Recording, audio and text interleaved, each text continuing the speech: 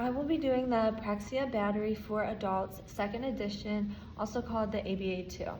This assessment consists of a total of 6 subtests, the first being diadokinetic rate, then increasing word length, limb apraxia and oral apraxia, latency time and utterance time for polysyllabic words, repeated trials, and inventory of articulation characteristics of apraxia.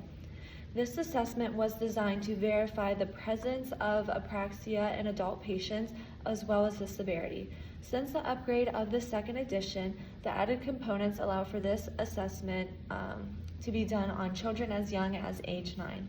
So before starting the assessment, you just get the identification of the patient, the case history, and then you want to do the conditions of the environment that the test is being done in. So for subtest 1, this is diadokinetic rate. You'll just need a stopwatch. Hi, I'm Maya. I'll be your speech language pathologist today. Hi, Maya. How are you? Good, how are you? Okay. I want you to say some sounds. Say as many as you can, as fast as you can. Say pa. Pa, pa, pa, pa, pa, pa, pa. Say pata. Pata, pata, pata, pata, pata, pata. Say pataka. Pataka, pataka, pataka, pataka. Good job. So for this one, you would do 3 trials and take the best score. And then you would also do 3 one-syllable words, 2 two-syllable, and 2 three-syllable, but we have just did 1 of each. The second subtest is increasing word length. Now I'm going to say some words and you repeat what I say. Thick, Thick, thicken, thicken, thickening, thickening, zip, zip, zipper, zipper, zippering, zippering. character, Character, characteristic, characteristic, characteristically. characteristically. The man at the computer was typing. The man at the computer was typing. They said the man at the computer was typing quickly. They said the man at the computer was typing quickly. I'm not sure if they said the man at the computer was typing quickly or slowly. I'm not sure if they said the man at the computer was typing quickly or slowly.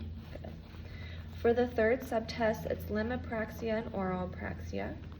I'd like you to show me how you do some things. Listen carefully and show me how you make a fist. Wave goodbye. Snap your fingers. Show me how you stick out your tongue. Whistle. Puff out your cheeks. Good job. For the fourth subtest, latency time and utterance time for polysyllabic words, you'll need a stopwatch and a picture book.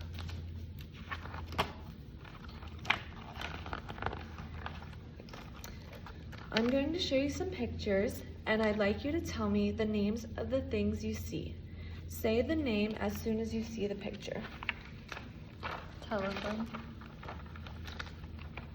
flashlight, umbrella, newspaper. So the latency time is how long it takes them from when they see the picture to start the word, and then the utterance time is how long it takes them from once they start the word to finish the word. For subtest 5, repeated trials, you'll need a tape recorder for this one. I'm going to say some words. I'll say each word 1 time, then I want you to say it 3 times. Telephone, Telephone, telephone, telephone. flashlight, Flashlight, flashlight, flashlight. umbrella. Umbrella, umbrella, umbrella. For the last subtest, subtest 6, inventory of articulation characteristics of apraxia, you'll need a tape recorder again, and then the picture book. So for this one, we're looking at spontaneous speech, and she'll describe a picture. Reading, your client will read a passage, and then automatic speech. So they'll count to 30, and then you'll ask them to count backwards from 30.